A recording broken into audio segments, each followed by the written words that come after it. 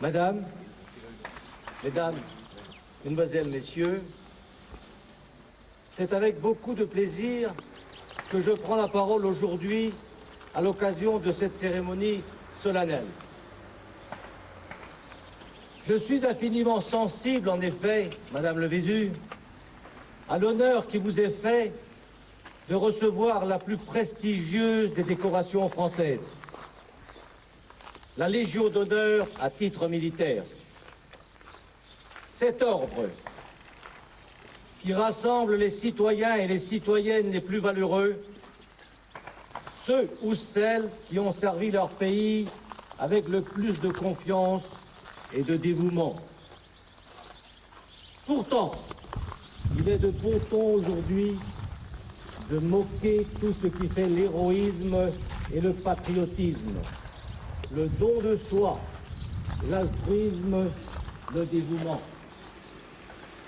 Avez-vous remarqué qu'on parle toujours des droits et jamais des devoirs? Aujourd'hui, c'est l'individu qui demande des comptes à la société, et presque plus jamais l'inverse. Il y a quelque chose de dangereux à considérer que tout est toujours de la faute des autres et que l'effort personnel est inutile. Un jour ou l'autre, on finit par se retrouver en situation de totale dépendance, que l'on soit individu ou nation. Voilà pourquoi il est juste et bon que demeurent les institutions comme celle de la Légion d'honneur. Sa pérennité montre assez aux hommes de bonne volonté de quel côté se trouve la grandeur humaine. Née sous le consulat, exactement le 19 mai 1802, elle a résisté à 2 empires, une monarchie et 5 républiques. Il n'est pas utile que je vous rappelle les soubresauts qu'a subi la France en un peu plus d'1 siècle et demi. Malgré cela, l'institution est restée debout, sans subir autre chose que des évolutions de forme. Les légionnaires sont devenus des chevaliers, les commandants des commandeurs. Et l'effigie de Napoléon a été remplacée sur la croix par celle d'Henri IV, puis par celle de la République. Ce qui prouve bien que la Légion d'honneur défend les valeurs les plus inébranlables et rassemble les hommes et les femmes les plus solides du pays. Vous en faites partie, Madame Le Vésu, et vous l'avez à maintes reprises montré. La Légion d'honneur, et c'est là l'une de ces différences fondamentales avec les autres décorations, ne souligne pas un fait isolé ou un acte individuel, mais au contraire confirme une attitude constante devant la vie. Comme le prix Nobel couronne l'ensemble d'une œuvre, la Légion d'honneur récompense un ensemble d'actions s'échelonnant sur une longue période et traduisant un caractère bien trempé, beaucoup plus qu'une âme de héros éphémère.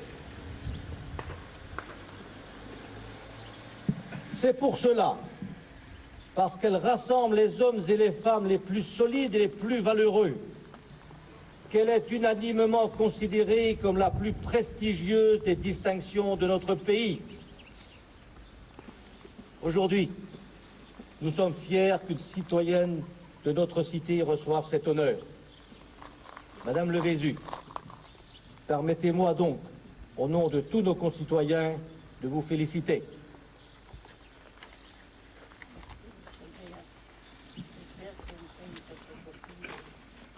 Avec plaisir, Madame Le Vésu, avec plaisir.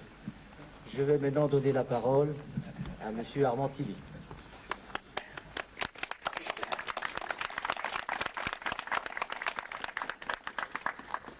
Monsieur le maire, mesdames et messieurs, ce jour 14 juillet, date mémorable de l'avènement de la République, date des premières libertés, date des prémices de l'abolition d'exorbitants privilèges de certaines classes aux dépens des humbles de nos droits, mais corvéables à discrétion.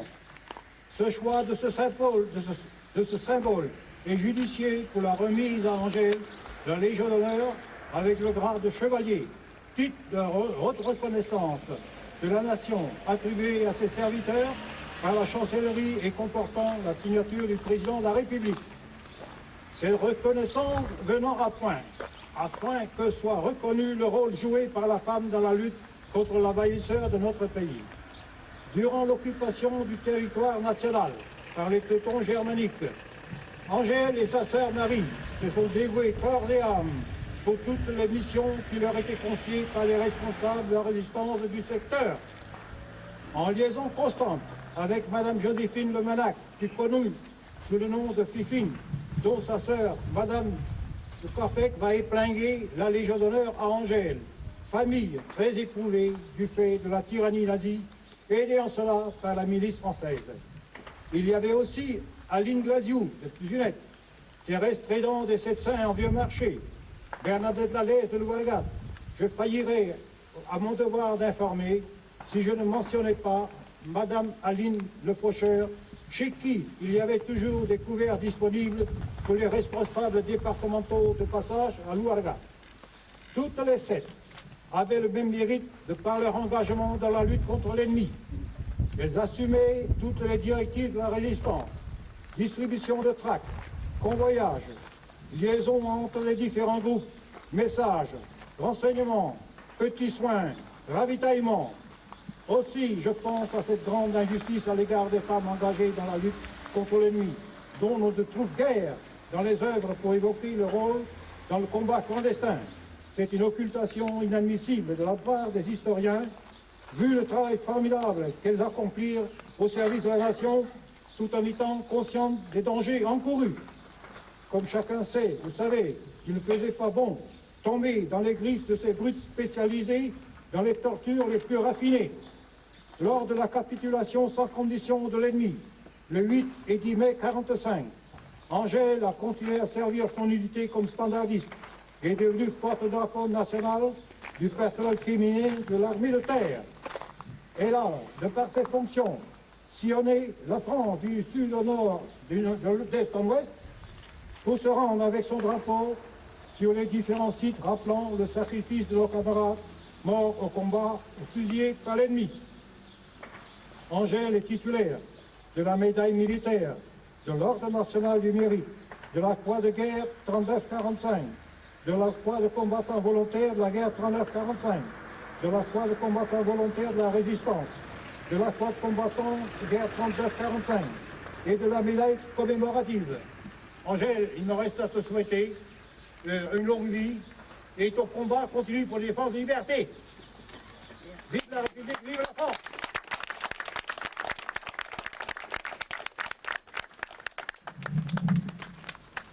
Madame Le Corfec va maintenant remettre la Légion d'honneur à Angèle, Madame Angèle de Député.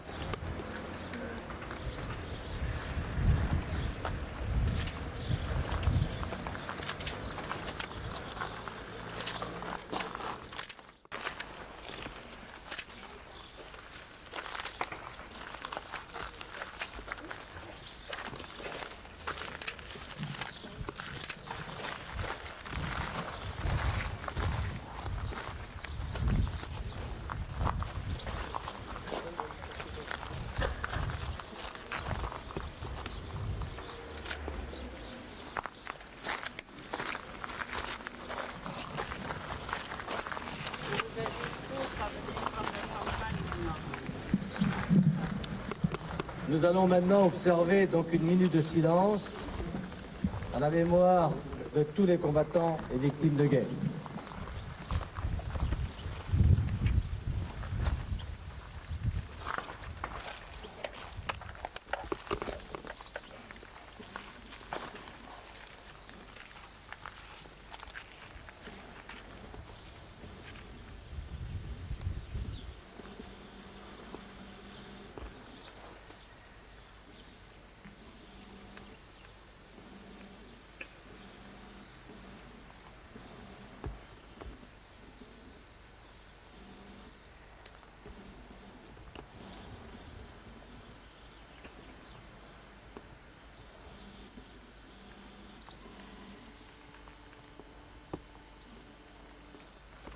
Je salue au drapeau.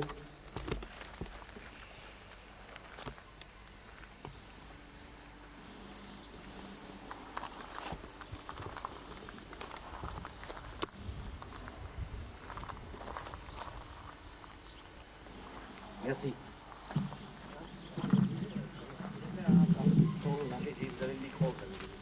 Venez tous prendre le champagne maintenant à ma part, s'il vous plaît. Ça fait un grand plaisir. Merci. Voilà, ça termine, nickel, la cérémonie se termine. Donc nous allons...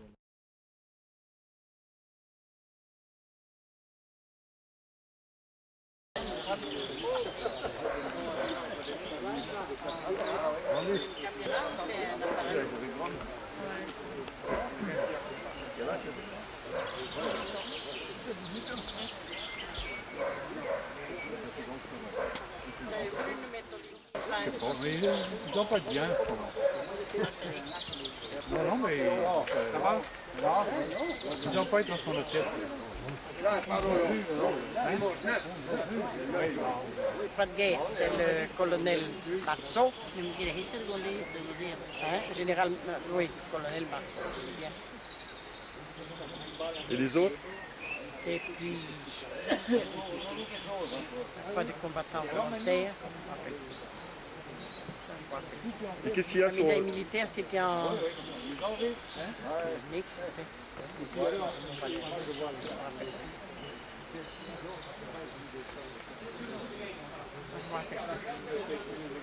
Et sur ton drapeau, qu'est-ce qu'il y a?